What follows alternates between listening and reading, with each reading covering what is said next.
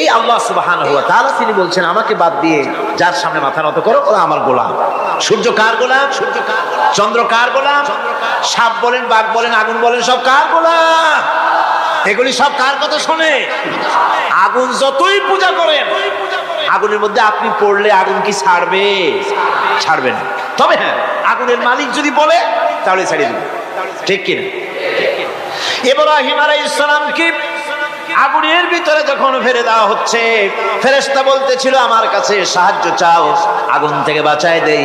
হযরত ইব্রাহিম বলেছিলেন আমার তো পরীক্ষা হতেছে, ইমতিহান হতেছে, আমাকে ডিস্টার্ব করো না, আমি তোমার কাছে কেন সাহায্য চাইবো? আমি আগুনে পুড়লে পরে আমার মাবুদ, আমার খোদা, আমার আল্লাহ তিনি যদি খুশি হন তাহলে আমার এমন আল্লাহকে খুশি করার জন্য 1000 বার পড়তে রাজি আছি। তোমার কাছে কেন সাহায্য চাইবো? আমি তো অন্ধ, আল্লাহর ইবাদত করি না যিনি আমার দুঃখ দুর্দশা নিজের চোখে না দেখেন। আগুনের মধ্যে পড়ে গেলেন, আল্লাহ পাক আগুনকে অর্ডার করে দিলেন ইয়া নারু কুনি বারদাও ওয়া সালামান আলা ইব্রাহিম। আগুন আমার ইব্রাহিমের জন্য ঠান্ডা হয়ে যা, শান্তিদায়ক ঠান্ডা হয়ে যা। তাহলে দেখা গেল আগুনের মালিক হচ্ছেন আল্লাহ পাক। আল্লাহ পাক যদি কোনো পূজা করা রাখবে না আগুনের, আগুনের পূজা করা তো হারাম। আগুন হচ্ছে আল্লাহর গোলাম, আল্লাহর সৃষ্টি, এটা হচ্ছে মাখলুক, আল্লাহ হচ্ছেন খালিক। বিশ্বকবি, কবি সম্রাট আল্লামা ডক্টর ইকবাল কি সুন্দর করে বলেছেন, আজ ভি হো জো ইব্রাহিম কা ইমা पैदा, आज भी हो जो इब्राहिम का इमा पैदा, आग कर सकती है एक अंदाज गुलिस्तान पैदा। ইব্রাহিমের ইমান যদি আজও কোথাও হয় বিদ্যমান, করতে পারেন অগ্নিকুণ্ডে খুবসুরত এক গুলিস্তান। এখনো যদি ইব্রাহিমের ইমান যদি কারো মধ্যে জাগ্রত হয় আর তাকে যদি আগুনে ভালানো হয়, সে আল্লাহ আজও আছেন না? নাই? আছে কিনা? আল্লাহু লা ইলাহা ইল্লা হুয়াল হাইয়ুল কাইয়্যুম। পড়েন সবাই, আল্লাহু লা ইলাহা ইল্লা হুয়াল হাইয়ুল কাইয়্যুম। তিনি সদা জাগ্রত, তিনি চিরঞ্জীব। সুতরাং মহান শক্তিধর আল্লাহ পাক, তার হচ্ছে সব গোলাম। তুমি গোলাম হইয়া আর এক গোলামের কাছে হাত পাতো, সে তোমারে কিচ্ছু দিতে পারবে না। আমি দৃষ্টান্ত দিতে গিয়ে বলি, একজন ভিক্ষুক সে যদি আর একজন ভিক্ষুকের কাছে গিয়ে বলে ভাই আমারে 10টা টাকা দাও, সে 10 টাকা পাবে কই? সারাদিন খয়রাত করে পাইছে মোটে 5 টাকা, তোমার তো 10 টাকা দিতে পারবে না। ও ভিক্ষুক, তুমিও ভিক্ষুক। সুতরাং গোটা বিশ্ববাসী হচ্ছে আল্লাহ পাকের কাছে ভিক্ষুক। সব বলি কি ভিক্ষুক? প্রধানমন্ত্রী হোক, প্রেসিডেন্ট হোক, প্রধান সেনাপতি হোক, আল্লাহ পাকের দরবারে এগুলি কিচ্ছুই না, গোলাম। এগুলি সব কি? গোলাম আর গোলাম। সুতরাং মাথা মতো করা যাবে না কারোর সামনে। এই প্রকৃতি, এই নেচার শেখাচ্ছে একজন আছেন, সেটাকে বুঝতে হবে। বোঝার জন্য আল্লাহ কি দিয়েছেন? কি বোঝার জন্য আল্লাহ পাক মানুষকে ব্রেন দিয়েছেন, বিবেক দিয়েছেন। শোনার জন্য কান দিয়েছেন, দেখার জন্য চোখ দিয়েছেন।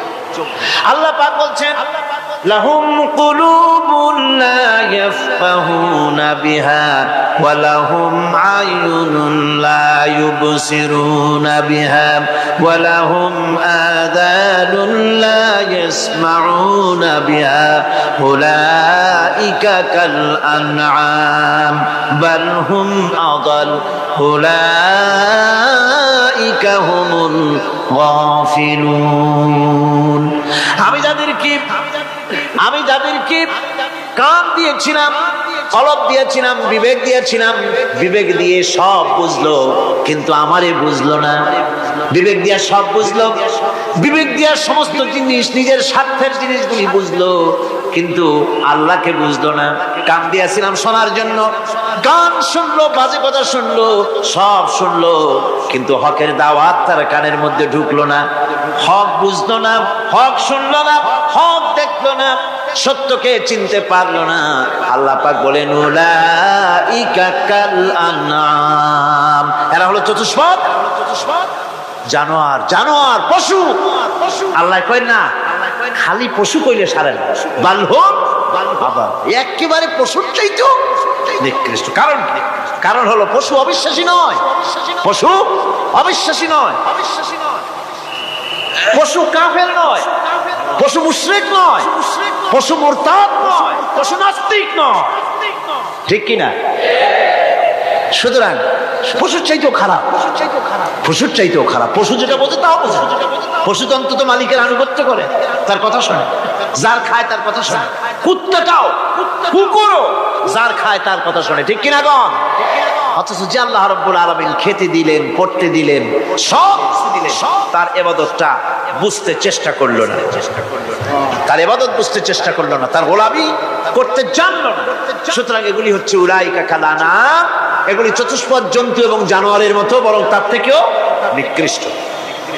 মানুষকে আল্লাহ পাক জ্ঞান দিয়েছিলেন, সেই জ্ঞান দিয়ে সে দূরবীন আবিষ্কার করলো, জ্ঞান দিয়ে দূরবীন আবিষ্কার করলো যাতে করে শকুনের চাইতেও তীক্ষ্ণ দৃষ্টি সম্পন্ন হয়। সে গাড়ি আবিষ্কার করলো যাতে করে চিতাবাঘের চাইতেও বেশি দৌড়াইতে পারে। সে সাবমেরিন আবিষ্কার করলো যাতে করে মাছের চাইতেও বেশি দ্রুতগামী হয়ে চলতে পারে পানির তলা দিয়া। সব কিছুই করলো, কিন্তু তার মনুষ্যত্বকে বাড়াইতে পারলো না, মনুষ্যত্বকে বাড়াতে পারলো না। এই মনুষ্যত্বই ছিল সবচেয়ে বড় জিনিস। কবি বলছেন মুঝে ये डर है कि दिले जिंदा तू ना मर जाए, मुझे ये डर है कि दिले जिंदा तू ना मर जाए, कि जिंदगानी इबारत है तेरे जीने से। मुझे ये डर है कि दिले जिंदा तू ना मर जाए, আমার এই ভয় হয় হে আমার জীবন্ত আত্মা তোর না অপমৃত্যু হয়ে যায়। কারণ তোর যদি অপমৃত্যু হয় তাহলে আমার তো বেঁচে থাকার কোনো লাভ নাই। আমরা তো আমাদের আত্মা, জীবিত আত্মাকে মেরে ফেলছি, জীবিত আত্মাকে মেরে ফেলছি, আত্মাকে বিকশিত করছি না।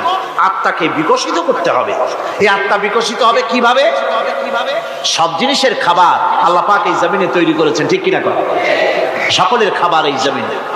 মানুষ যেহেতু তৈরি হয়েছে এই মাটি দিয়ে, সেই জন্য আল্লাহ রাব্বুল আলামিন মানুষের খাবার মাটি দিয়ে তৈরি করে দিয়েছেন। কলা দিয়েছেন, কচু দিয়েছেন, আলু দিয়েছেন, মূলা দিয়েছেন, তাল দিয়েছেন, বেল দিয়েছেন, মাছ দিয়েছেন, তরকারি দিয়েছেন, পনির দিয়েছেন, দুধ দিয়েছেন, গোশত দিয়েছেন। খাবারের কোনো অভাব রাখেন নাই, সব মাটি দিয়েছে।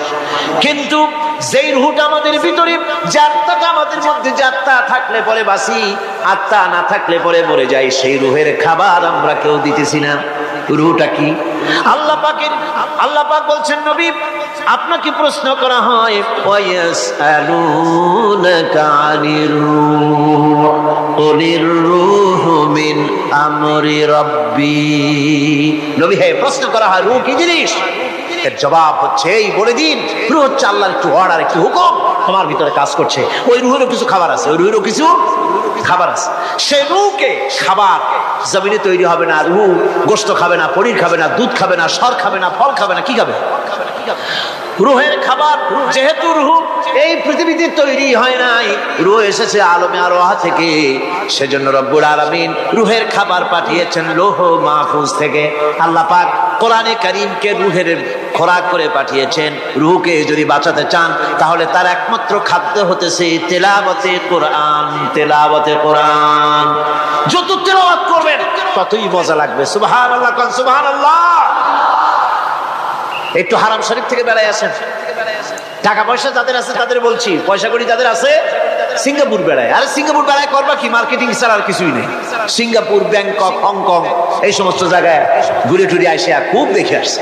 টাকা নষ্ট করে লাভ নাই, বরং পয়সা কড়ি যদি আল্লাহ দিয়ে থাকেন হস্ত করবেনই। পয়সা কড়ি বেশি থাকলে রমজান মুবারকে উমরা করে এসেন। রাসূল করিম সাল্লাল্লাহু আলাইহি ওয়াসাল্লাম বলেছেন যে ব্যক্তি রমজান মুবারকে উমরা করলো সেজন্য আমার সাথে হজ আদায় করলো। কেন বলছি? এই জন্য বললাম, আল্লাহ পাক আমাকে কয়েকবার নসিব করেছেন। সেখানে যখন রমজান মুবারকে যখন তেলাওয়াত হতে থাকে তারাবিহের ভেতরে, মনে হচ্ছে যেন আকাশ থেকে ওই নাজিল হতেছে। মানুষের চোখের পানি, নাকের পানি একাকার হারাম শরীফের ভিতরে। সেখানে তো মুনাজাত সারা বছর মুনাজাত হয় না, মুনাজাত হয় রমজান মুবারকে বেতেরের নামাজের ভিতরে। বেতেরের নামাজের ভিতরে ইমাম সাহেব হাত তুলে মুনাজাত করেন, অন্তত 8 থেকে 10 লক্ষ মানুষ হজের মৌসুমের মতো কাঁদতে কাঁদতে পাগল হয়ে। কোরআন কি মজা, কোরআন হচ্ছে রুহের খাবার। আমরা তো রুহের খাওয়াই না, ঘোড়ার উপরে চড়ি, গাধার উপরে চড়ি, ঘোড়ারে গাধারে জন্মের মতো মোটেই খাইতে দেই না, নিজে খাই জন্মের মতো, খাইয়া ঘোড়ারে খাইতে দেওয়া হয় না, গাধারে খাইতে দেওয়া হয় না। ফলে ওর উপরে যখন সওয়ার হয় তখন ঘোড়া গাধা না খাইতে খাইতে একদিন চারদিকে দিয়া জায়গায় সিটে মরা ছাড়ার কোনো পথ থাকে না। আমাদের মানুষেরা খায় কি? সুবহানাল্লাহ। এই যে শবে বরাত আসতেছে, কি যে খাবে, দিশা আগের থেকে লিস্ট তৈরি হয়ে যায় কতটা আইটেম তৈরি করা হবে। রমজান মাসে আল্লাহ একটু কম টম মান্দায় খাবে, একটা রমজান মাস আল্লাহ দিলেন, সেই রোজার মাসে যে সারাদিন খায় না, এটাকে উসুল করে ইফতারের সময় সে যে কত খাবার, চোখ সারা বড় হয়ে যাবে দেখে। পেঁয়াজি, বেগুনি, হালিম, শরবত, তরমুজ, বেল, কলা, কচু, না খাইতে খাইতে মাগরিবের রক্ত শেষ। কয় ভাই নামাজটা কোন রকম পড়ে আসি, তারপরে খাবো না। আবার গেল নামাজ পড়তে, আবার এসে খাইলো, খাইয়া তারপরে আবার ভাত খাইলো। কেমনি যে খায় আল্লাহই জানে, গলায় আঙ্গুল দিলে পাওয়া যায় এরকম খাইয়া। তারপরে তারাবি পড়তে দাঁড়ায়, ওরা জনমের মতো খাইলে পরে তো অলস হবে শরীর। তারাবি পড়তে দাঁড়াইছে, লম্বা কেরাত হচ্ছে, উনি রুকুতে আছে, ইমাম সেজদায় চলে গেছে, ওনার খবর নেই। অথবা উনি সেজদায় পড়ে আছেন, ইমাম কোথায় উঠে গেছে তার খবর নেই। সুবহানাল্লাহ। সুতরাং নিজে খাইয়া পেটটারে দুম্বার মতো সাইজ বানায় কোনো লাভ নাই। পেট বড় বানাবার না, সিনা বড় বানা, সিনা বড় বানা। সিনার ভিতরে কোরআন ধারণ করেন, মজা পাবেন। এই আল্লাহ রাব্বুল আলামিন এত বড় নিয়ামত, এই কোরআন, এর থেকে বড় নিয়ামত পৃথিবীতে আর নাই। শ্রেষ্ঠ নিয়ামত, এর থেকে বড় নিয়ামত আছে ভাই? এই শ্রেষ্ঠ নিয়ামতকে পড়তে শিখুন, বুঝতে শিখুন, হেদায়েতের সবের মধ্যে আছে। সুতরাং আল্লাহ রাব্বুল আলামিন মনুষ্যত্বকে, আত্মাকে বিকাশ করার জন্য কোরআনে কারীম দিয়েছিলেন। মানুষ এই জ্ঞান দিয়ে আবিষ্কারের পিছনে চলে গেল। হ্যাঁ, আবিষ্কার দরকার আছে, মোটেই আমি এটাকে অস্বীকার করি না, সব দরকার। কিন্তু সেই সাথে আল্লাহ পাকের সাথে যে সম্পর্কটা থাকা দরকার ছিল, সেই সম্পর্ক থেকে মানুষ নিজেকে বিচ্ছিন্ন করেছে।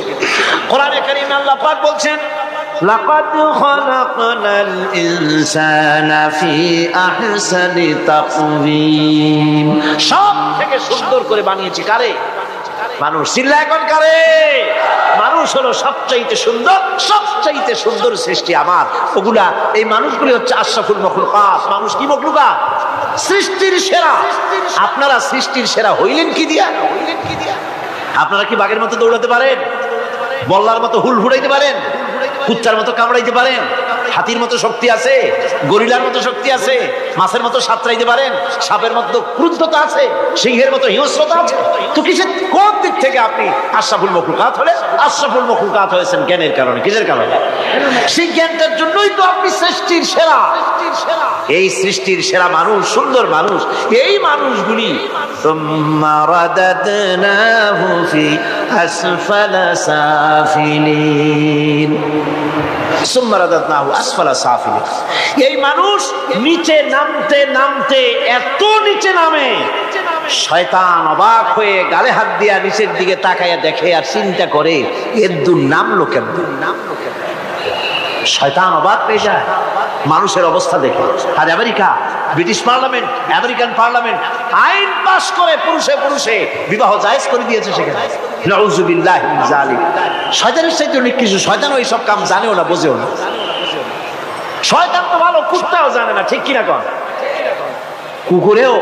কুকুরেও সমকামিতা করে না, শুয়োরেও করে না, গাধায়ও করে না। মানুষ কোথায় নামছে? এই মানুষ সৃষ্টির সেরা বানিয়েছিলাম, শয়তানের চাইতে নিকৃষ্ট হয়ে গেল। আল্লাহ পাক বলেন, ইল্লাল্লাযীনা আমানু ওয়া আমিলুস সালিহাতি ফালাহুম আজরুন গায়রু মামনুন। কিন্তু যারা ঈমান এনেছে, আমলে সালেহ করেছে, তাদের জন্য রয়েছে অপুরন্ত পুরস্কার। এই অপুরন্ত পুরস্কার আল্লাহ রাব্বুল আলামিন দান করবেন যারা নাকি মুমিন বান্দা, যারা নাকি ইবাদত করবে তাদের জন্য। এখন আমি আপনাদেরকে বলতেছিলাম যে ইবাদত গোলামি অর্থে, এর গোলামির পূর্ণ অর্থ সেটা হচ্ছে যে ব্যক্তি, পরিবার, সমাজ ও রাষ্ট্র জীবনের সকল ক্ষেত্রে গোলামি করতে হবে কার? আল্লাহ পাকের। এই ইবাদত শব্দটাকে কোরআনে কারিমে কয়েকটা অর্থে ব্যবহার করা হয়েছে, সে অর্থগুলি আমাদের জানা দরকার।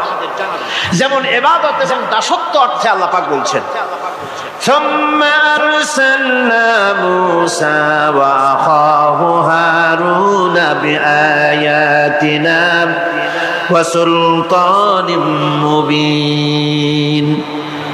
অতঃপর মূসা এবং তার ভাই হারুনকে আমার নিদর্শন দিয়ে তাদেরকে সুস্পষ্ট রূপে প্রমাণ সহ ফেরাউন এবং তার সভাসদের কাছে আমি পাঠিয়ে দিলাম। তারা যখন তাদের কাছে গিয়ে দ্বীনের দাওয়াত দিল, তখন তারা কি বলল? ফাকালু আনুমিনু লিবাশারাইনি মিসলিনা ওয়া কওমুহুমা লানা আবিদুন।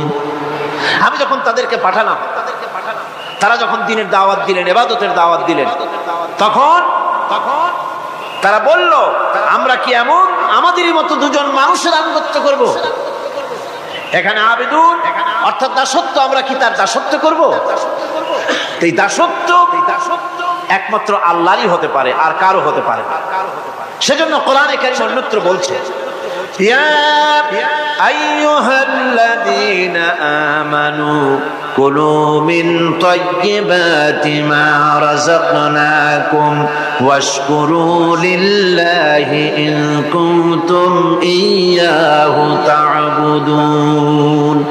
হে ঈমানদারেরা, তোমরা যদি আমার ইবাদত করো তবে আমি তোমাদেরকে যে সব পবিত্র জিনিস দান করেছি তা খাও এবং আল্লাহর শুকর আদায় করো।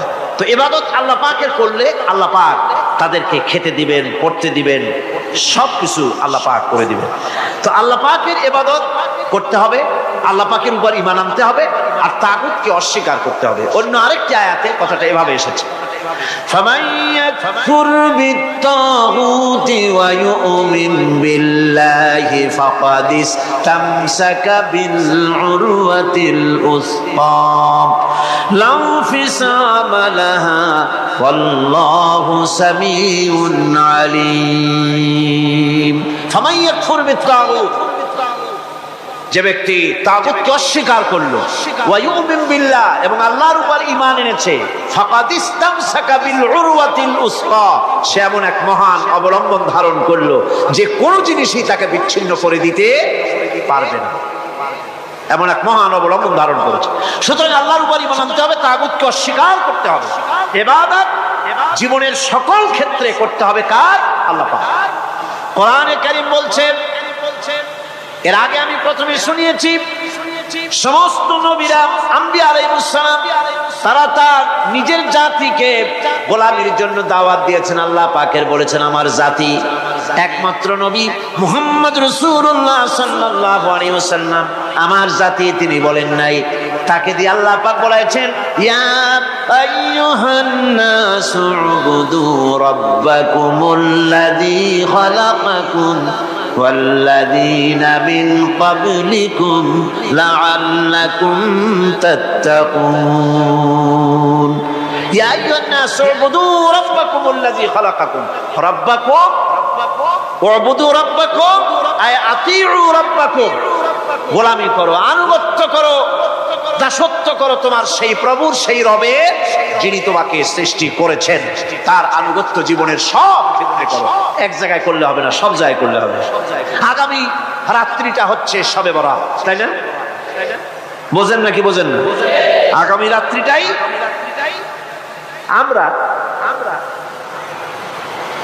আমরা হচ্ছে সেই ধরনের মানুষ, মিনিমাম লেবার ম্যাক্সিমাম প্রফিট।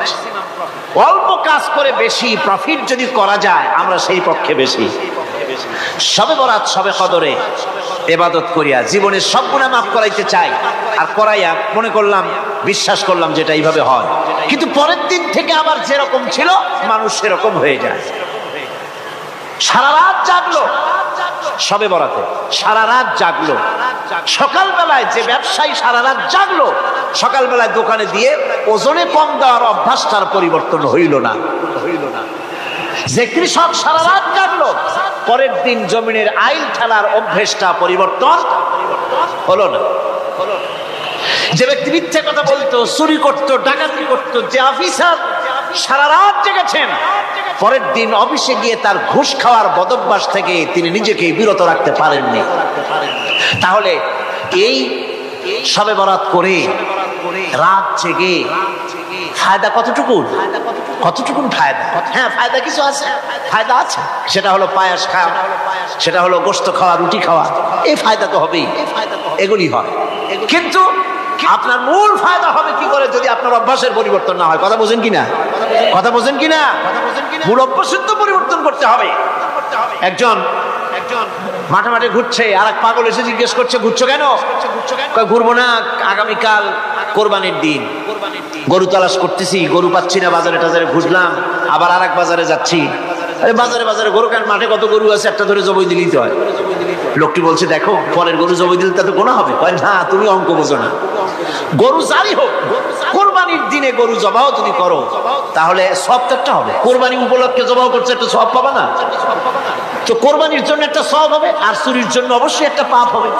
কোরবানি যখন দিবা তো কোরবানির সব আর চুরির পাপ ভগ্নাংশের মতো কাটাকাটি হয়ে যাবে, গোশত খাওয়া পাও। তো মানুষের অবস্থা তো তাই হয়েছে। মানুষের অবস্থা হয়েছে শবে বরাতে সারা রাত জাগবো, কান্দাকাটি করবো, ফাও ফাও গুনাহ মাফ হয়ে যাবে, আর গোশত রুটি তো আসি, যদ্দূর পারলাম খাইলাম। পরের দিন দু ফুটি নো চিন্তা, নাউযুবিল্লাহি মিন যালিক। এই কান্দারও দাম নাই, আর এই ধরনের রাত জাগারও দাম নাই, এই ধরনের ইবাদত করেও দাম নাই। ইবাদতটা হচ্ছে জীবনের সব ইবাদত করতে হবে। ইবাদত সম্পর্কে মিস ইন্টারপ্রিটেশন যেটা এসেছে, ভুল অর্থ যেটা এসেছে, সেই ভুল অর্থের কারণে মানুষ শুধু মনে করে নামাজ, রোজা, হজ, যাকাতই শুধু ইবাদত না। ইবাদত হচ্ছে জীবনের সকল ক্ষেত্রে গোলামিটা হতে হবে আল্লাহ পাকের সব জায়গায়। পার্লামেন্টে গোলামি হবে কার? কোর্ট কাছারিতে কার? অফিস আদালতে কার? স্কুলে কলেজে কার? খেতে খামারে কার? রান্নাঘরে, নিজের ঘরে, পরিবারে, সব জায়গায় আনুগত্য কার? কেবলমাত্র আল্লাহ সুবহানাহু ওয়া তাআলার হুকুম অনুযায়ী জীবন পালন করার নামই হচ্ছে ইবাদত। এই ইবাদত, নামাজ পড়ার নাম ইবাদত, নামাজ না পড়ার নামও ইবাদত। রোজা রাখার নামও ইবাদত, রোজা না রাখাও ইবাদত। এখন আপনারা বলতে পারেন, যেটা ঠিক কি আশ্চর্য কথা শুনাইলেন, নামাজ পড়া তো ইবাদত, নামাজ না পড়া আবার কোন দেশে ইবাদত? রোজা রাখা তো ইবাদত, রোজা না রাখা কোন দেশে ইবাদত? মূল কথা হচ্ছে 5 ওয়াক্ত নামাজ সময় মতো পড়বেন, তা তো আপনার ইবাদত হবে। কিন্তু সূর্য উদয়ের সময়, সূর্য ঠিক মাথার উপরে থাকার সময়, সূর্য ঠিক অস্তগামী হওয়ার সময় নামাজ পড়া জায়েজ নাই, সেজদা করা জায়েজ নাই, হারাম করা হয়েছে। সুতরাং এই 3 সময় নামাজ না পড়াটাই ইবাদত। সারা বছর রোজা রাখবেন, ইবাদত হবে। কিন্তু 2 ঈদের 5 দিন রোজা রাখা হারাম করা হয়েছে, ওই 5 দিন রোজা না রাখাটাই, তার অর্থ হলো জীবনের সমস্ত কাজটাই হলো ইবাদত হবে, যদি মুসলমান আল্লাহর হুকুম মাফিক তার জীবনকে পরিচালনা করে। আপনার চোখের চাহনিটাও তো ইবাদত হবে। সুবহানাল্লাহ। এই চোখ দিয়ে গুনাহ কামাই করা যাবে, আবার এই চোখ দিয়ে সব কামাই করা যাবে। যদি কোনো সন্তান তার মা বাপের দিকে ভক্তির নজরে, মহব্বতের নজরে যদি তাকায়, নবীজি বলেছেন একটা কবুল নফল হজের সওয়াব আমলনামায় লেখা যাবে। সাহাবীরা প্রশ্ন করেছেন, যদি কেউ 100 বার তাকায় তো কি হবে? নবীজি বলেছেন, আল্লাহ রাব্বুল আলামিনের নিয়ামতের ভান্ডার অফুরন্ত নিয়ামতের, সেখানে কোনো অভাব নাই। যদি কোনো বান্দা যদি তার মা বাপের দিকে দৈনিক 100 বার তাকায় তো ওই বান্দার আমলনামায় 100 কবুল নফল হজের সওয়াব লেখা যাবে। তাহলে দেখা গেল চোখের চাহনি আপনার ইবাদত, আপনার ঘুম ইবাদত, আপনার চাকরি ইবাদত, আপনার ব্যবসা বাণিজ্য ইবাদত। তার মানে হলো আল্লাহর গোলামি, আল্লাহর হুকুম অনুযায়ী কাজ করার নামই হচ্ছে ইবাদত। ইয়াকা নাবুদু ওয়া ইয়াকা নাস্তাঈন। পড়েন সবাই, ইয়াকা নাবুদু ওয়া ইয়াকা নাস্তাঈন। আল্লাহ তাআলা একমাত্র তোমার গোলামি করি, তোমারই আনুগত্য করি, তুমি ছাড়া কারো গোলামি করি না। তুমি ছাড়া কারো গোলামি করি না। এখন দোকানদার নামাজের মধ্যে পড়লো ইয়াকা নাবুদু। ইয়াকা নাবুদু, নাবুদু শব্দটা হচ্ছে মোজারের সিগারেট। এর মধ্যে দুইটা কাল পাওয়া যায়, বর্তমান আর ভবিষ্যৎ, দুটি কাল পাওয়া যায়।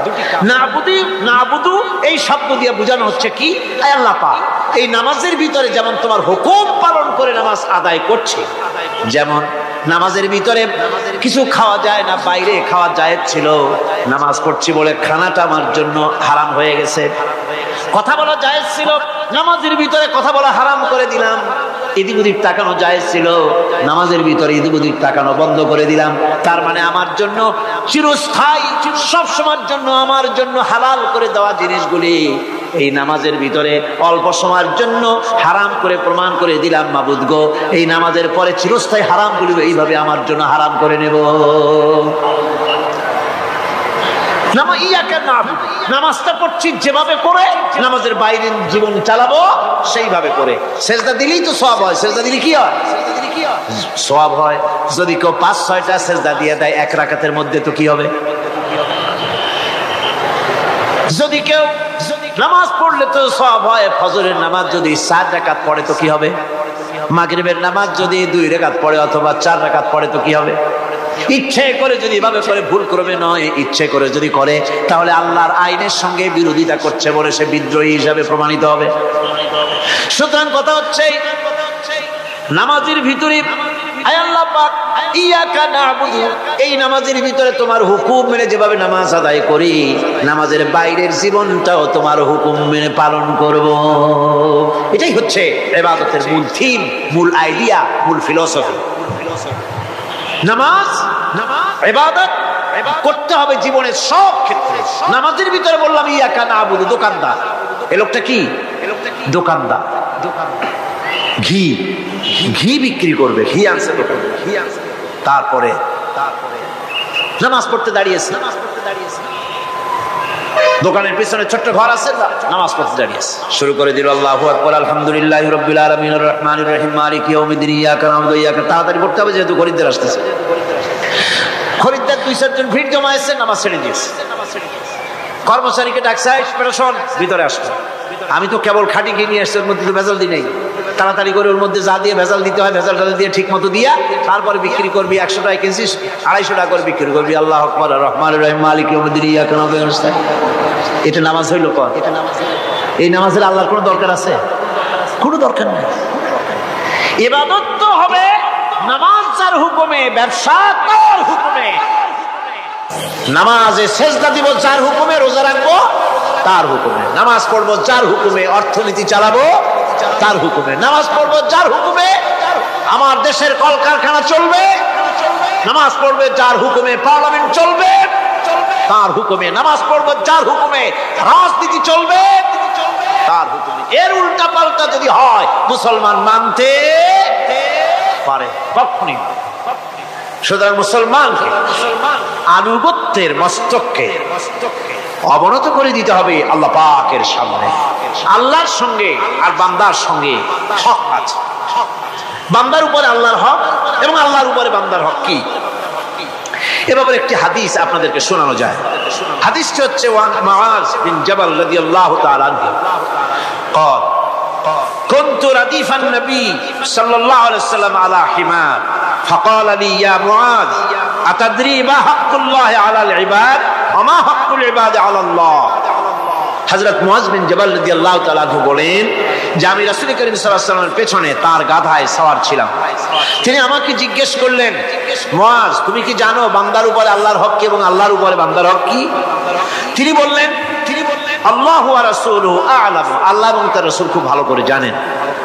রাসূল করিম সাল্লাল্লাহু আলাইহি ওয়াসাল্লাম জবাব দিলেন, ক্বালা হাক্কুল্লাহি আলাল ইবাদ আন ইয়াবুদুহু ওয়া লা ইউশরিকু বিহি শাইআ ওয়া হাক্কুল ইবাদি আলাল্লাহ আন লা ইউআযযিবু মান লা ইউশরিক বিহি শাইআ।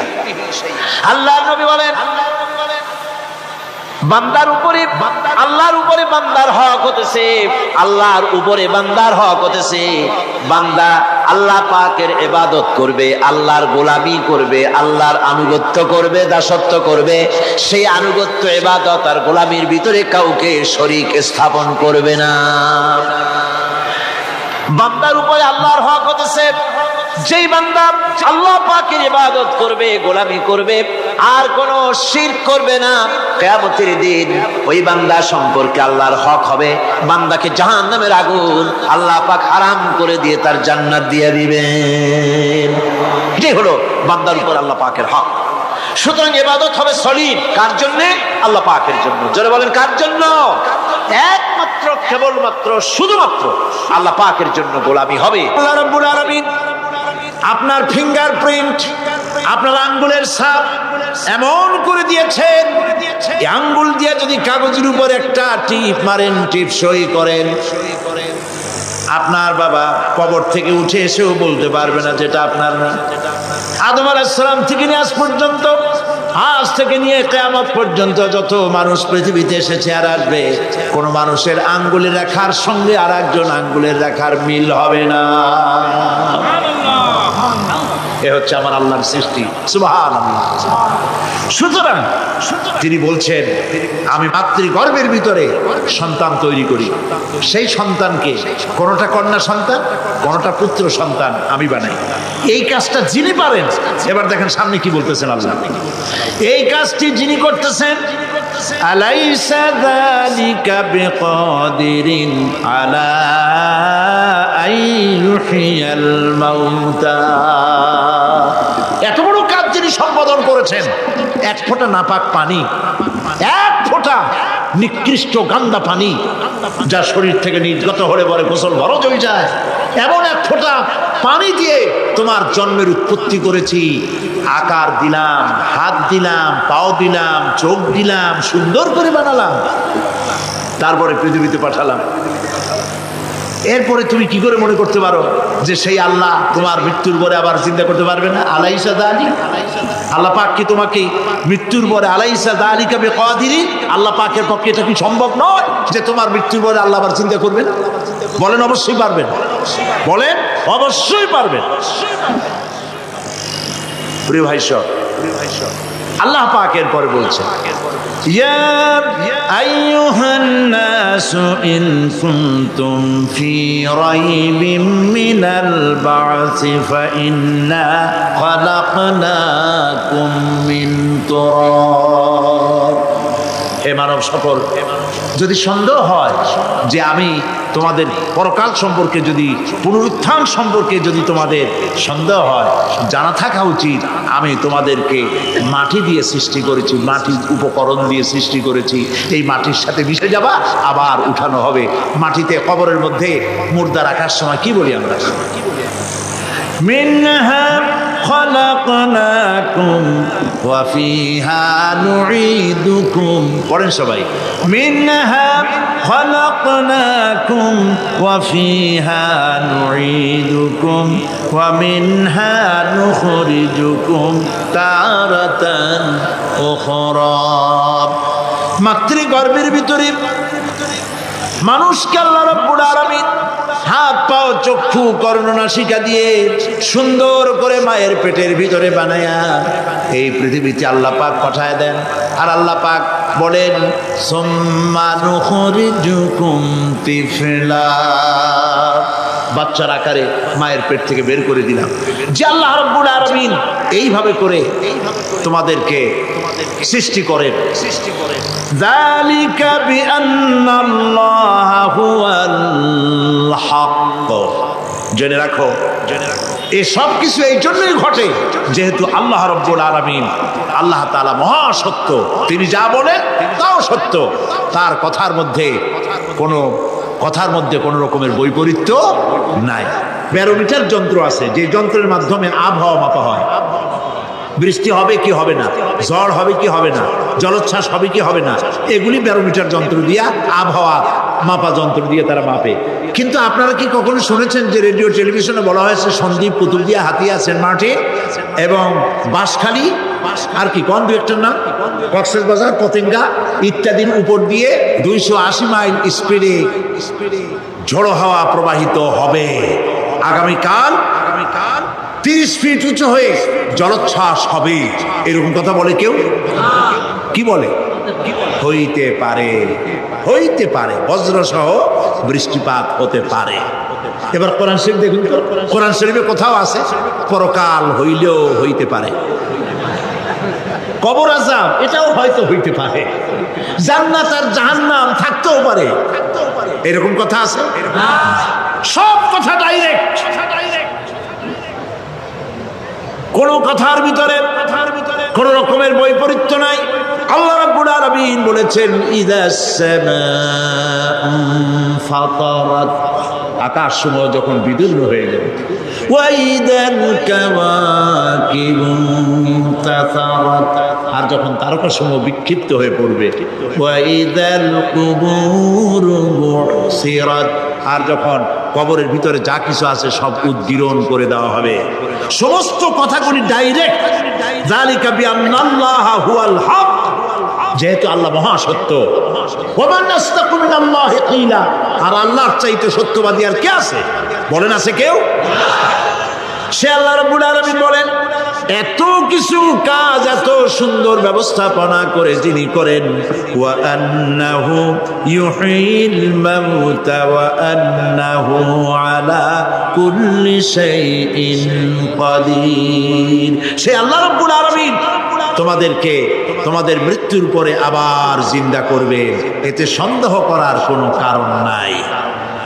وأن الساعة آتية لا ريب فيها وأن الله يبعث من في القبور, আল্লাহ পাক বলছেন অবশ্যই কিয়ামত আসবে, তাকে কেউ বিন্দুমাত্র কোনো এতে কোনো সন্দেহ নাই। আর وأن الله يبعث من في القبور, আর আল্লাহ পাক অবশ্যই কবরে যা কিছু আছে সব বের করে নিয়ে আসবেন।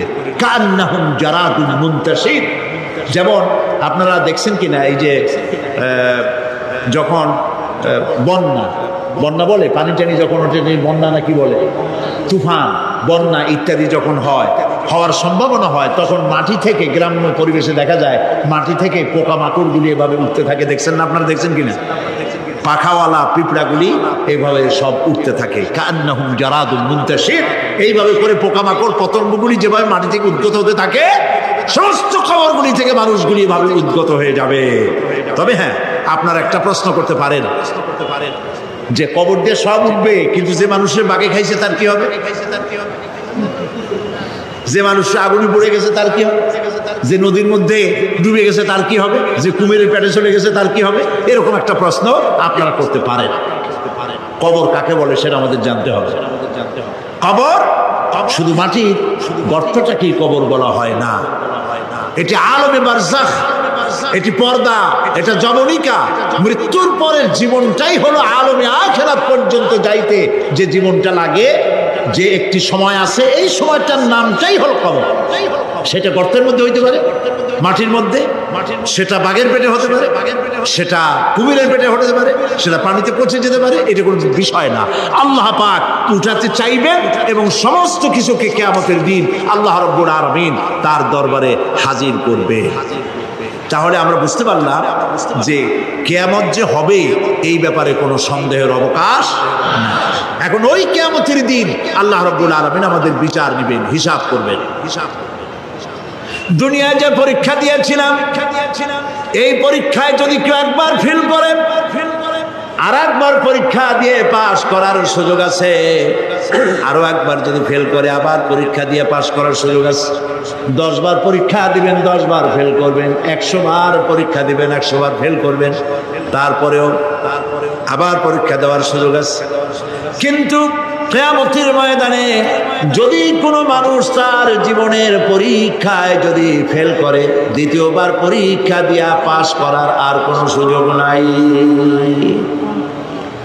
এই পৃথিবীতে জজ কোর্টে কেউ হেরে গেল, হাইকোর্টে আপিল করার সুযোগ আছে। হাইকোর্টে যদি হেরে যায়, সুপ্রিম কোর্টে কেস করে জেতার সুযোগ আছে, আপিল করার সুযোগ আছে। সুপ্রিম কোর্টেও হেরে গেল, প্রেসিডেন্টের কাছে জীবন ভিক্ষা চাওয়া যাইতে পারে। কিন্তু কিয়ামতে আখিরাতে আদালতে ওই জায়গায় মানুষ যদি একবার তার জীবনের মামলায় হেরে যায়, দ্বিতীয়বার আপিল করার আর কোনো জায়গা নাই। কঠিন জায়গা, সেই জায়গা হবে এবং সেখানে সবাইকে উঠতেই হবে। সুতরাং এই যে প্রশ্ন করা হয় যে প্রায় এই কিয়ামত কবে হবে, এটা বিশ্বাস করি না, হ্যান ত্যান ইত্যাদি, মরলে আবার জিন্দা করবে কে, এইসব প্রশ্নের কোনো দাম নাই। আল্লাহ পাক এই ব্যাপারে আরেকটি কথা বলছেন, ইয়াসআলুনাকা কাআন্নাকা হাফিজুন আনহা কুল ইন্নামা ইলমুহা ইনদাল্লাহ ওয়ালাকিন্না আকসারান নাসি লা ইয়ালামুন। হে নবী, এরা আপনার কাছে এই প্রশ্নটা করে এইভাবে যে কিয়ামত কবে আসবে, মনে হয় যেন আপনি এটা জানেন। এই ইলম কিয়ামত কবে হবে মনে হয় যেন আপনি এটা জানেন, সেই জন্য তারা এই প্রশ্নটা করছে। আসলে কুল ইন্নামা ইলমুহা ইনদাল্লাহ, কিয়ামত কবে হবে এটা কে জানেন? ওয়ালাকিন্না আকসারান নাস লা ইয়ালামুন, অবশ্যই অধিকাংশ মানুষের এইটা জানে না। কিয়ামত কবে হবে এটা একমাত্র আল্লাহ পাক জানেন।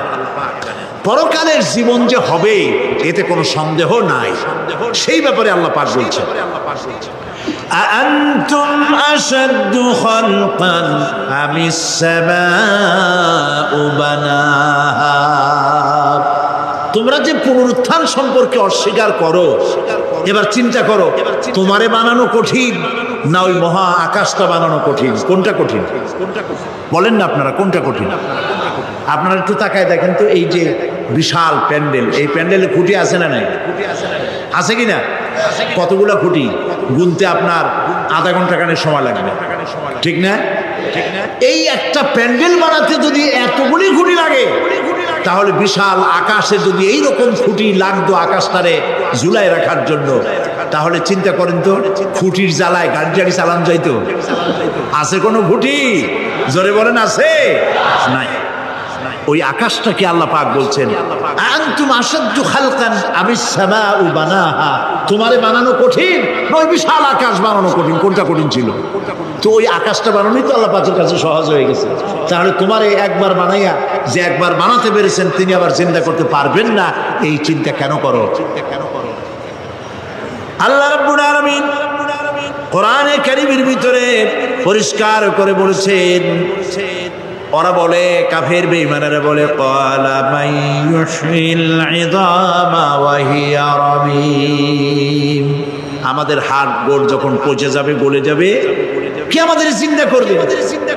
জবাবে আল্লাহ পাক বলেন, হে নবী আপনি বলুন, কুল ইউহয়িয়াল্লাযী আনশাহা আউওয়ালা মাররা, আপনি বলে দিন যে আল্লাহ রাব্বুল আলামিন একবার তোমাকে সৃষ্টি করেছেন, প্রথমবার যিনি সৃষ্টি করেছেন, দ্বিতীয়বার মৃত্যুর পরে আবার তিনি জিন্দা করবেন। কেন বিশ্বাস করেন? সুতরাং এই যে আল্লাহ পাক মানুষকে জীবন দিয়েছেন, এই জীবনের পরে মৃত্যু, মৃত্যুর পরে আবার আমাদের সকলকে উঠতে হবে এবং আল্লাহ পাকের দরবারে আমাদেরকে উপস্থিত হতে হবে। এই কথাগুলি যারা অস্বীকার করে, পরকাল যারা মানে না, তাদের সম্পর্কে আল্লাহ পাক বলছেন, والذين كذبوا بآياتنا ولقاء الآخرة حبطت أعمالهم। আল্লাহ পাক বলেন, যারা পরকালকে অস্বীকার করেছে, আখিরাত যারা মানে না, তাদের জিন্দেগীর সকল আমলগুলিকে আল্লাহ পাক বরবাদ করে দিবেন। পরকালের বিশ্বাসের উপরে ভিত্তি করেই মানুষের চরিত্র ভালো হইতে বলেন পারে। একটা দৃষ্টান্ত দেই, একটা দৃষ্টান্ত। এই যে যারা চুরি করে, ডাকাতি করে, সন্ত্রাস করে মানুষ মারে, এখন তো আল্লাহর রহমতে সন্ত্রাস বন্ধ হয়েছে, হয় নাই?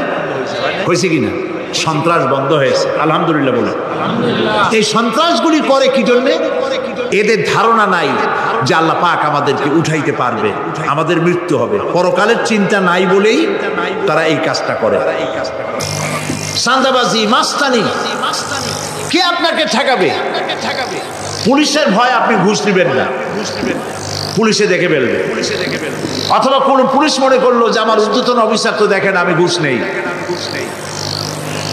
এরা যাতে অন্যায় না করে, অফিসাররা গভর্নমেন্টের লোকেরা অন্যায় না করে, জনগণ অন্যায় না করে, সেই জন্য এন্টি করাপশন ডিপার্টমেন্ট রাখা হয়েছে, দুর্নীতি দমন বিভাগ। দুর্নীতি যাতে না করে সেই জন্য দুর্নীতি দমন বিভাগ। দুর্নীতি দমন বিভাগ যেন দুর্নীতি না করে সেই জন্য এন্টি করাপশন। এখন দুর্নীতি যাতে না হয় ওই দমন বিভাগের দুর্নীতি বন্ধ করার জন্য যারাই বানানো হলো তারাও যাতে আবার দুর্নীতি না করে সেই জন্য এন্টি করাপশন। কত এন্টি বানাবেন? কত শিখাইতে পারবেন না, ঠেকাতে পারবেন না। পুলিশ দিয়া, বিডিআর দিয়া, আর্মি দিয়া পিটাইয়া ঠেঙ্গাইয়া মাইরের স্রোতে লুলা বানাইয়াও মানুষের চরিত্র ভালো বানাইতে পারবেন না। মানুষের চরিত্র কেমনে ভালো বানানো হবে? 5 কোটি টাকা বলে যে হুজুর অমুক অফিসার খুব ভালো, টাকা পয়সা খায় না। আরে ভাই কত খায় না তাই কর, কদ্দুর হইলে খায়, এরকম লোক আছে। তবে হ্যাঁ, আল্লাহর মেহেরবানি ভালো অফিসারও আছে, আলহামদুলিল্লাহ বলে। আমাদের দেশে ভালো অফিসার জোরে কন আলহামদুলিল্লাহ বলে। সেই জন্য রাতের আধারে কোটি কোটি টাকার অফার আসছে, কেউ দেখে না। এইখান থেকে, এই টাকার খাওয়া থেকে, অথবা জেনা করা থেকে, অথবা মদ পান করা থেকে গোল্ডেন অপরচুনিটি, সুযোগ আসছে। জেনা করা যায়, মদ খাওয়া যায়, টাকা নেওয়া যায়, অবৈধ টাকা। এই অপরাধ থেকে বাঁচাতে পারে একমাত্র পরকালের জবাবদেহিতা, আখিরাতের ভয়। আল্লাহর কাছে আমাকে জবাবদিহি করতে হবে, এই ভয় ছাড়া আর কোনো কিছুই মানুষের এই বিপদ থেকে মানুষের চরিত্র ভালো বানাইতে পারে না। মানুষের চরিত্র ভালো বানাবার জন্য এটাই হচ্ছে একমাত্র পথ। সেই জন্য আল্লাহ পাক আখিরাতের জীবন রেখেছেন, উঠতে সেখানে হবেই। এই পৃথিবীতে একবার যখন আসছি আমাদেরকে জিন্দা আল্লাহ করবেন এবং সমস্ত কথাগুলির জবাব আল্লাহর কাছে দিতে হবে। পরকালের ব্যাপারে আল্লাহ পাক একটা ঐতিহাসিক যুক্তি দিয়েছেন, অনেক যুক্তি কোরআনে কারিমে দিয়েছেন। আরেকটি যুক্তি আপনারা শোনেন, একেবারে ঐতিহাসিক যুক্তি। আল্লাহ পাক বলছেন, মহান আল্লাহ তাআলা আখিরাতের বাস্তবতা সম্পর্কে একদিকে যেমন তারা সৃষ্টির কলা কৌশল সম্পর্কে বলেছেন, আর একদিকে মানুষকে চিন্তা ভাবনা করতে বলেছেন। চিন্তা ভাবনা করে দেখো, কালের সাক্ষী, কালের পুঞ্জীভূত সাক্ষী গ্রহণ করো, দেখো যে পরকাল হবে কিনা। এই আল্লাহ পাক কিয়ামতে তোমাদেরকে উঠাতে সক্ষম কিনা।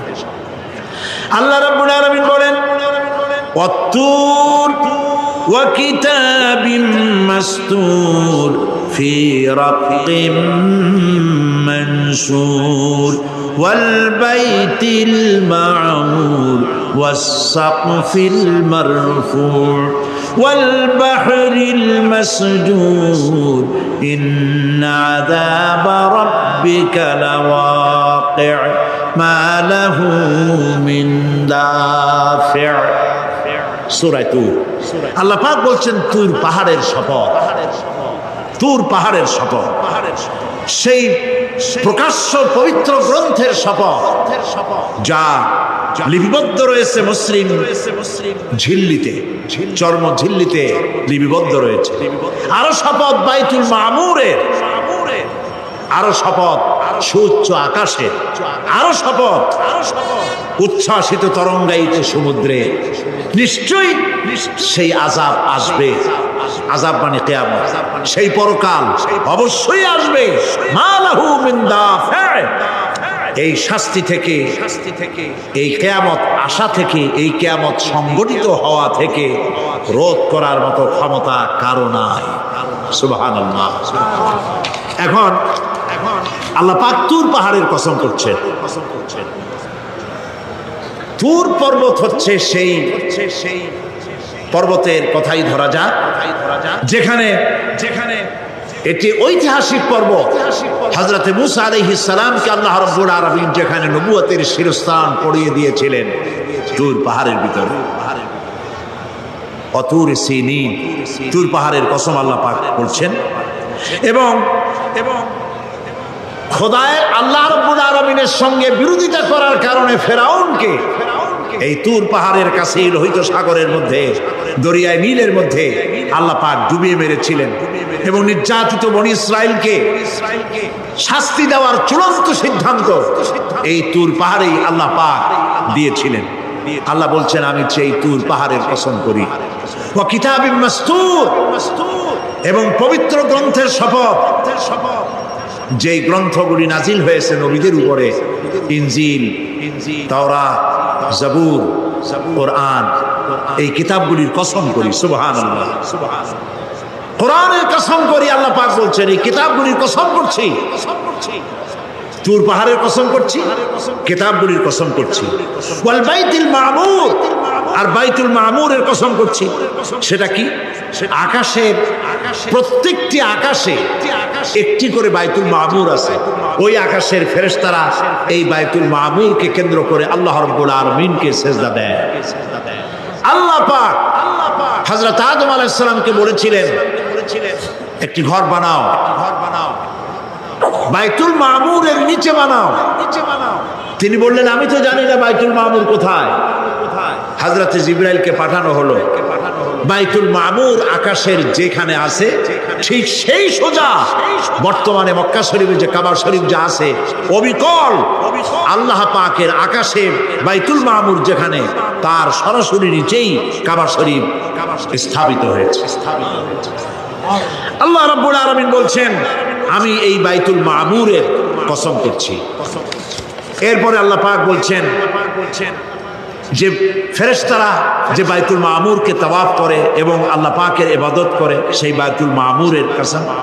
ওয়াস-সাকফিল মারফু, সুউচ্চ আকাশের কসম। এই আকাশ আল্লাহ পাক সৃষ্টি করেছেন বিগাইরি আমাদিন, কোন রকমের কোন খুঁটি ছাড়াই। সুবহানাল্লাহ বলি আমরা। এই বিশাল আকাশ সম্পর্কে ওই যে বুদ্ধিজীবী যারা, কোরআনের জ্ঞান যাদের কাছে নাই, তারা বলে যে আকাশ বলতে কিছু নাই, ওইটা একটা নীলা নীলা বহুত দূর, সেই জন্য নীলা নীলা দেখা যায়। এই পৃথিবী সম্পর্কেও তাদের ধারণা এই পৃথিবীও কিছু না, এটা হলো ওই যে কি বলে সূর্যের কাছের থেকে একটা উজ্জ্বল জ্যোতিষ্ক খুব ফোর্সে যাচ্ছিল, এই ফোর্স সহ্য করতে না পেরে সূর্যের একটি অংশ মহাশূন্যের উপরে ছিটকে পড়লো, ঘুরতে ঘুরতে পৃথিবীর আকার ধারণ করেছে। এই হলো ওদের ধারণা। অ্যাক্সিডেন্টের মাধ্যমে নাকি এই পৃথিবী হয়েছে। মূল কথা হলো এইভাবে করে যদি কোনো একটা গ্রহ উজ্জ্বল জ্যোতিষ্ক যাওয়ার কারণে পৃথিবী হয়ে থাকে, তাহলে এখন তো পৃথিবীতে মানুষ ধরতেছে না, মানুষ তো অনেক বেশি বেড়ে গেছে, তাহলে আর একটা জ্যোতিষ্ক দয়া করে সূর্যের পাশ দিয়ে যাইয়া আর একটা খণ্ড ফালাই দিয়া আর একটা পৃথিবী বানায় না কেন? প্রিয় ভাই সব, আল্লাহ পাক বলছেন ওয়াস-সাকফিল মারফু, আমি এই বিশাল আকাশের কসম করি। সুবহানাল্লাহ।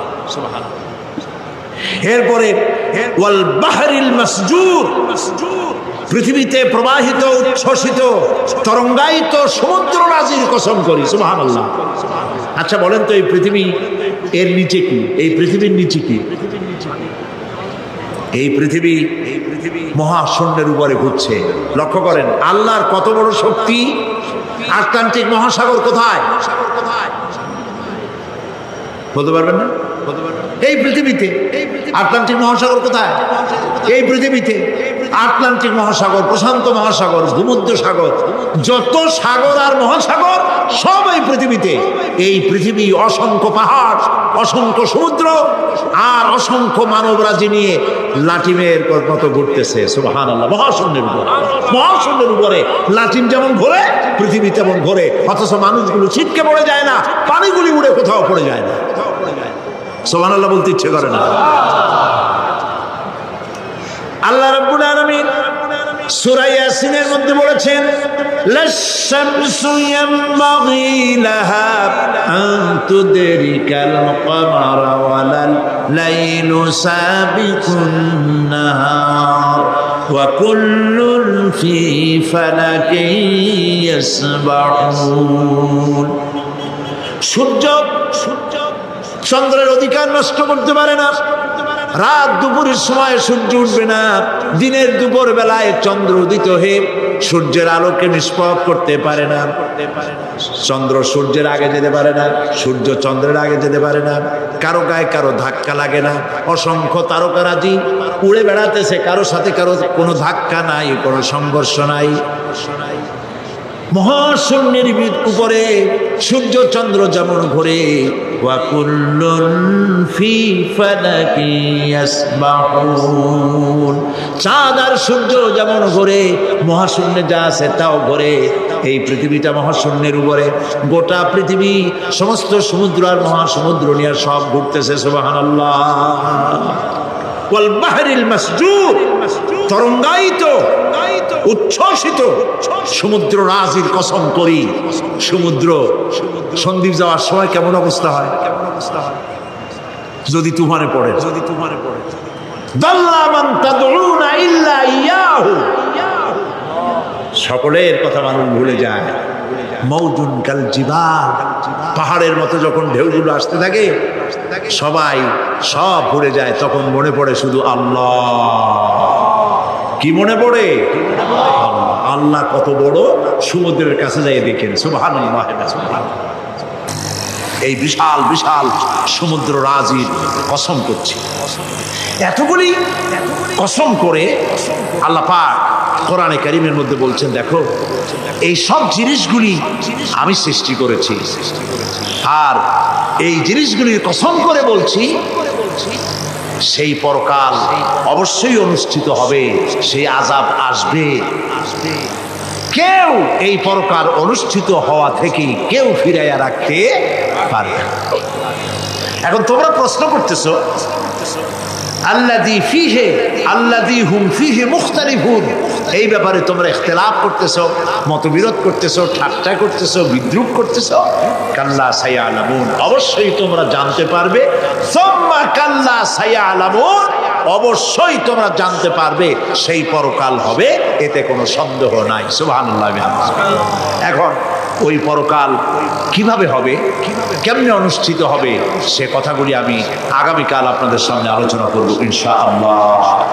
দাঁড়ানো ভাইরা একটু বসেন, দাঁড়ানো যত ভাইরা আছে মেহেরবানি করে সবাই বসেন, আর একটু জিকির করেন লা ইলাহা ইল্লাল্লাহ, লা ইলাহা ইল্লাল্লাহ, জোরে পড়েন লা ইলাহা ইল্লাল্লাহ। আলহামদুলিল্লাহ, আজকে প্রথম দিনেই এটি কোরআনে কারীমের তাফসীরের মাহফিলের রওনক, মাকবুলিয়াতের একটি নমুনা। আজকে প্রথম দিনেই পাঁচজন ইসলাম কবুল করার জন্য মঞ্চে এসে হাজির হয়ে গেছেন। আলহামদুলিল্লাহ বলেন। তাদেরকে আমরা ইসলাম কবুল সালামার ব্যবস্থা করছি, আর তারপরে মোনাজাত হবে, আজান হবে, এশার জামাত হবে। এত বড় জামাতের লোক কারো সামলানো উচিত না। নামাজ জামাতে আদায় করে আপনারা যাবেন। দেন কাগজ দেন। আমি একজন একজন করে তোমরা দাঁড়ায় যাবে নাম নিলে।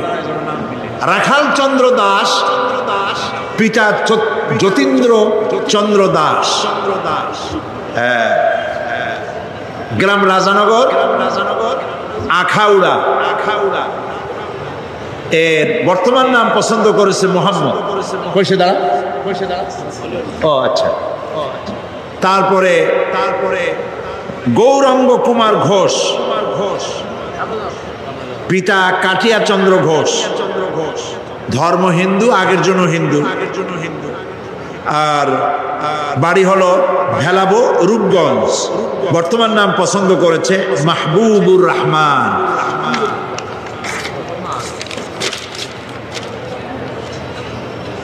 আরেকজনের নাম শ্রী নিখিল চন্দ্র রায়, পিতা শ্রী অবিনাশ চন্দ্র রায়, হিন্দু, বাড়ি দক্ষিণ গোসাইপুর কোতোয়ালি, চট্টগ্রাম।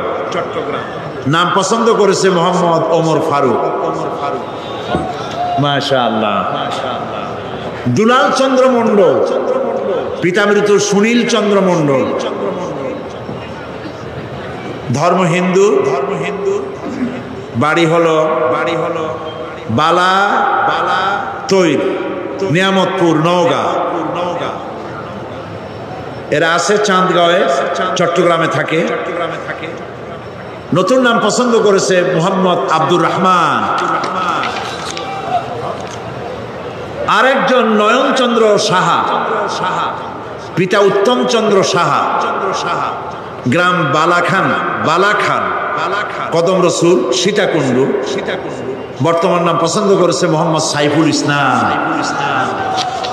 আলহামদুলিল্লাহ, আমরা আলহামদুলিল্লাহ বলি, আমরা তাদেরকে উৎসাহিত করি, জোরে বলি আলহামদুলিল্লাহ। আচ্ছা ভাই, আপনারা দাঁড়াইছেন কেন কন্ত দেখি? একটু পরেই তো দাঁড়াবেন, মোনাজাতের পরেই দাঁড়াইতে পারবেন, নামাজ পড়বেন, আল্লাহর মেহেরবানি। তো দাঁড়ানো হাঁটা, ওনাদেরকে সম্মান দেন। বসেন, আসুন আমার কাছে, পাঁচজনই কাছে আসেন।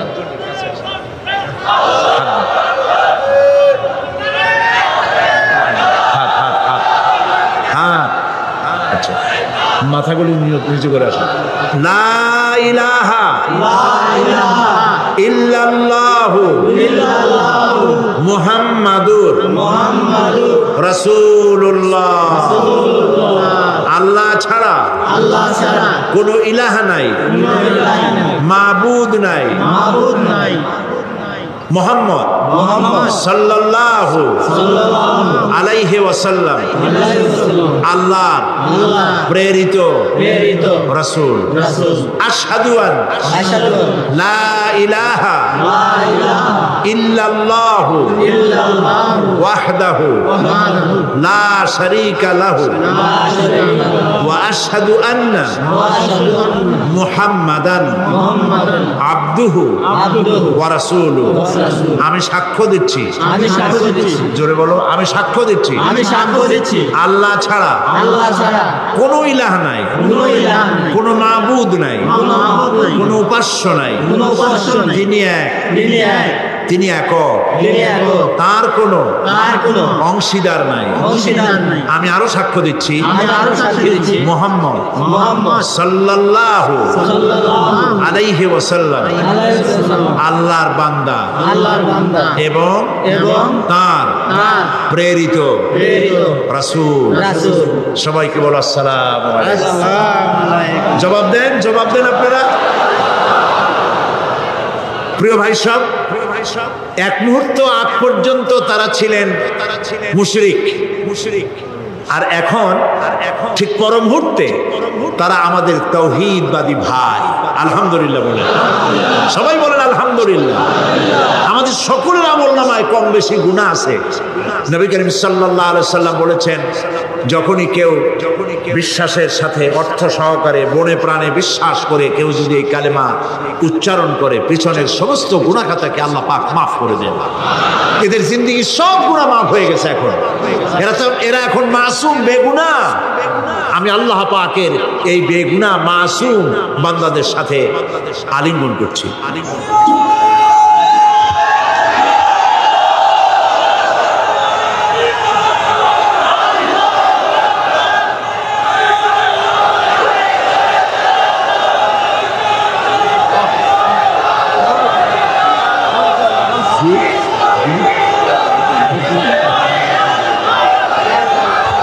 শরীফের যে তাফসীরগুলি আমি এখানে করেছি, আল্লাহ করাইছেন, সেগুলি এখন বিশাল বিশাল বই হয়ে গিয়েছে।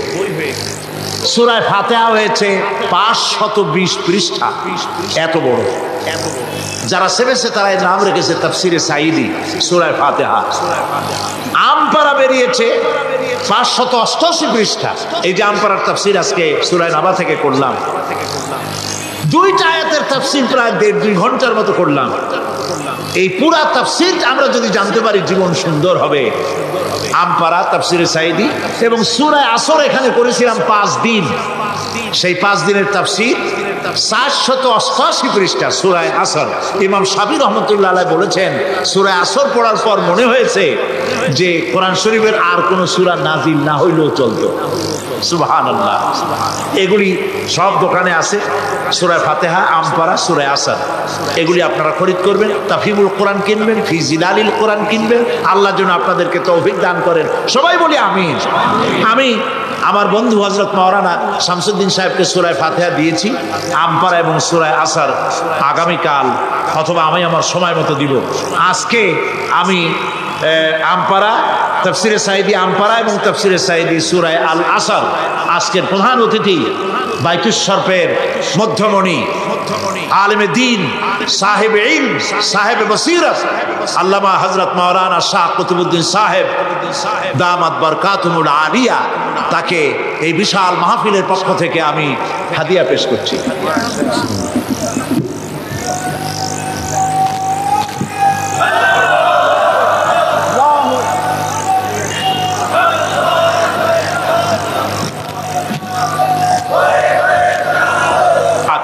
আমরা নামাজ আদায় করব, ইশার নামাজ ইনশাআল্লাহ। আল্লাহুম্মা আমিন। রব্বানা যালামনা আনফুসানা ওয়া ইন লাম তাগফির লানা ওয়া তারহামনা লানাকুনান্না মিনাল খাসিরিন। রব্বানা লা তুযিগ কুলুবানা বা'দা ইয হাদাইতানা ওয়া হাব লানা মিন লাদুনকা রাহমাতান ইন্নাকা আনতাল ওয়াহ্হাব। হায় আল্লাহ তাআলা, লাখো জনতা আজকের এই প্রথম দিনেই আল্লাহ তাআলা কোরআনের এই মাহফিলে দীর্ঘক্ষণ ধরে তোমার কোরআনের কথা শুনে তোমার দরবারে হাত তুলেছি। দয়া করে মেহেরবানি করে আমাদের জিন্দেগির গুনাহ খাতাকে মাফ করে দাও। আমাদের মা বাপ মুরব্বিয়ান যারা কবরে চলে গেছে, আল্লাহ তাআলা কবরগুলিকে জান্নাতের টুকরায় পরিণত করে দাও। রব্বির হামহুমা কামা রব্বায়ানি সগীরা। পড়েন সবাই, রব্বির হামহুমা কামা রব্বায়ানি সগীরা।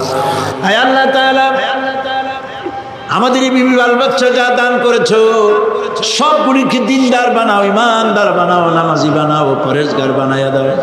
রব্বুল আলামিন, যেই পরকালের কথা, কিয়ামতের কথা আলোচনা করলাম, সেই কঠিন হাসরের ময়দানে যেদিন পায়ের নিচে হবে তামার মতো মাটি, আর মাথার উপরে প্রকাণ্ড সূর্যের তাপে গুনাহগারের মাথার চান্দি ফেটে গিয়া মগজগুলি গলে গলে নাক কান দিয়ে বেয়ে পড়তে লাগবে। জিহ্বাটা পানির পিপাসায় কুকুরের মতো ঝুলে নাভিস্থল পর্যন্ত পড়ে যাবে। ময়দানে সারা পড়বে পানি পানি বলে। আল্লাহ তাআলা ওই দিনে তোমার হাবিবের হাতের কাউসারের পেয়ালা আমাদের নসিব করে দিও। রব্বুল আলামিন, চট্টগ্রাম এই তাফসীরুল কোরআন মাহফিলে যত মানুষ আর্থিকভাবে সাহায্য করেছেন সকলকে আল্লাহ কোরআনের খাদেম বানাইয়া দাও। আল্লাহ তাআলা 25 লক্ষ টাকার বাজেট করা হয়েছে। আল্লাহ তাআলা সমাজ কল্যাণ পরিষদ যেন ঋণগ্রস্ত না থাকে। তোমার বান্দা বান্দীদের দিলকে আল্লাহ তুমি নরম বানাইয়া দাও। রব্বুল আলামিন, সারা পৃথিবীতে মুসলমানদের বড় দুর্দিন যেতেছে। মাবুদ, তুমি দয়া করে মুসলমানদের প্রতি হেফাজত করো, মুসলমানদের রহম করো। আয় আল্লাহ তাআলা, আয় আল্লাহ তাআলা, তুমি দয়া করে মেহেরবানি করে আমাদের মুসলমানদের উপরে তুমি গুসা করো না, আমাদেরকে তুমি মাফ করে দাও। আহ জাতি হ্যায় ফলক পর रहम लाने के लिए, आह जाती है फलक पर रहम लाने के लिए, बादलो हट जा दे दो आह जाने के लिए, रहम कर अपना ना आईने करम को भूल जा, रहम कर अपना ना आईने करम को भूल जा, हम तुझे भूले हैं लेकिन तू ना हमको भूल जा। রব্বুল আলামিন, মা বোনেরা কষ্ট করে মাহফিলে এসেছেন, আল্লাহ তাআলা মা বোনদেরকে এমন আমল করার তৌফিক দাও যাতে করে কিয়ামতের দিন হযরত আয়েশা, হযরত খাদিজার সঙ্গে হাসর নসিব হয়ে যায়। রব্বুল আলামিন, এই মাহফিল বাকি 4 দিন তোমার কুদরতি নিজাম দিয়ে আল্লাহ তুমি পরিচালিত করে দিও। সারা বাংলাদেশের মানুষ বিভিন্ন জায়গা থেকে মাহফিল আসে। আল্লাহ তাআলা প্রতিবেশী দেশ থেকে আসে, যারা প্লেনে আসেন অথবা গাড়িতে আসেন, পায়ে হেঁটে আসেন, যিনি যেভাবে আসেন, আল্লাহ তাআলা যাতায়াতকে তুমি আসান করে দিও, বিপদ মুক্ত করে দিও, আল্লাহ দুর্ঘটনা মুক্ত করে দিও।